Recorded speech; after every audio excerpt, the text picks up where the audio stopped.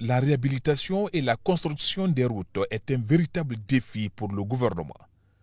À Massanta, les efforts engagés par le président de la République, le général Mamadi Doumbouya, sont reconnus et salués par les populations. Cependant, l'expertise et la capacité d'exécution des entreprises suscitent des doutes et inquiètent.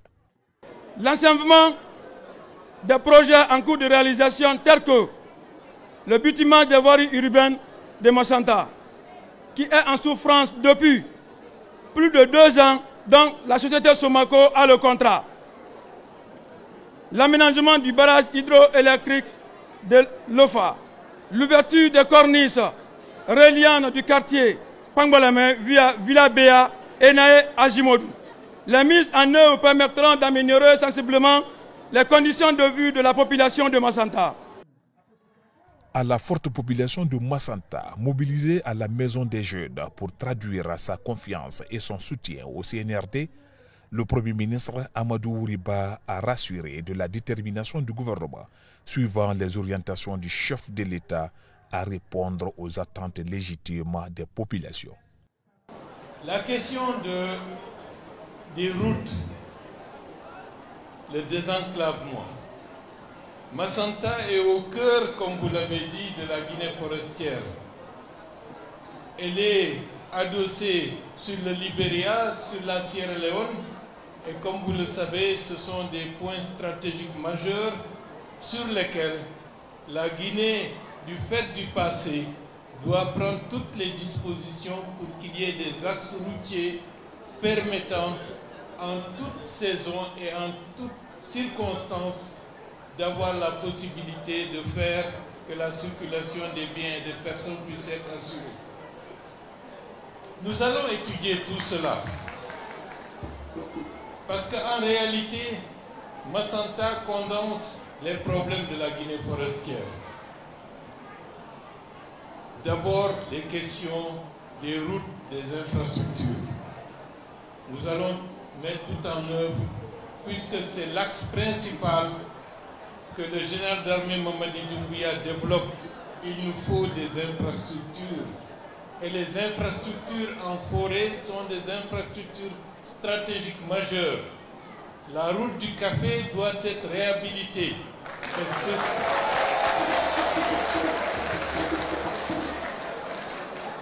C'est dans l'intérêt de la région forestière et c'est aussi dans l'intérêt de la Guinée tout entière. Parce qu'une ville comme Massanta, qui était une ville prisée dans les années 50, doit reprendre toute sa splendeur.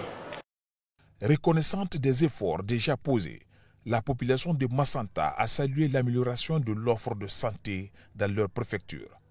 Le taux de mortalité a chuté. Les services se sont améliorés depuis quelques mois. La mission gouvernementale s'est rendue sur le site de l'hôpital préfectoral pour apprécier les changements en cours et réconforter les patients. De Massanta, nous voici à Guékédou, où la délégation gouvernementale conduite par le Premier ministre Amadou Ouriba était attendue impatiemment. Dans cette salle historique de la cité de Tiendena Dembadouno, sages, jeunes, femmes, leaders religieux sont venus nombreux pour écouter le message du Premier ministre, chef de gouvernement. Malgré les avancées significatives enregistrées, quelques doléances sont formulées.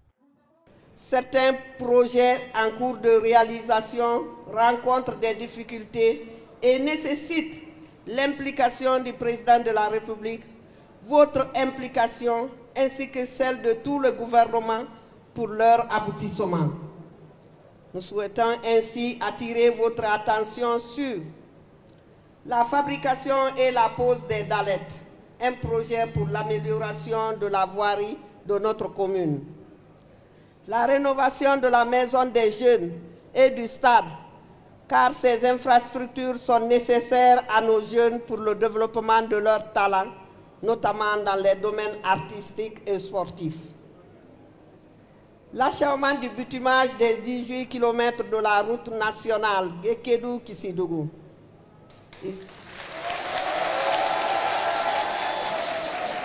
Il s'agit du tronçon reliant Kailaon à la commune urbaine, dont les travaux sont en cours et qui doivent être accélérées et terminées avant le retour de la saison des pluies.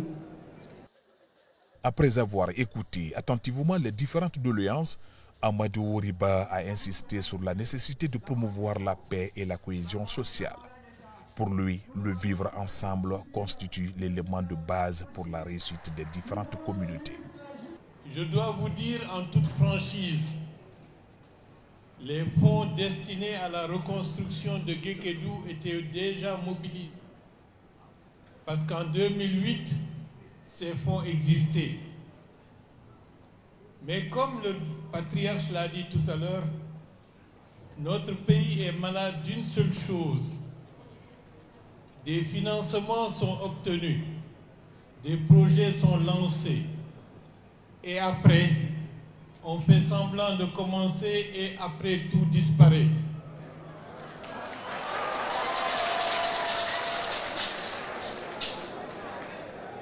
C'est un mal qu'il faut que nous combattions. Et chacun d'entre nous a sa part pour veiller à ce que cela cesse.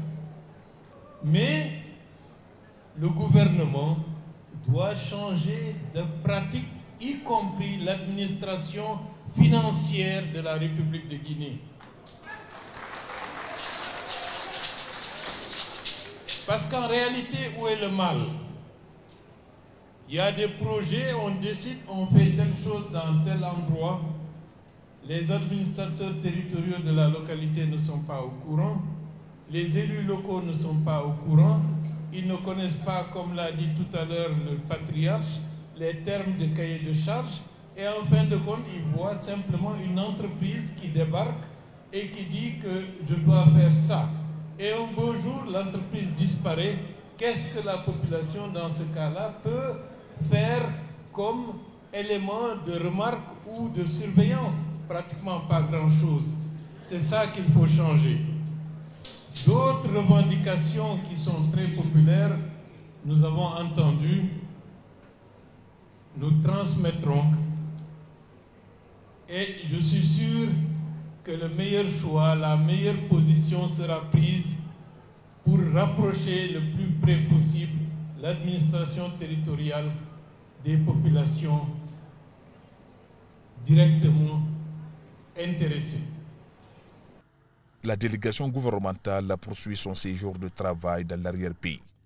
Sankara sera la deuxième étape de cette immersion après la région administrative de Zérékouré.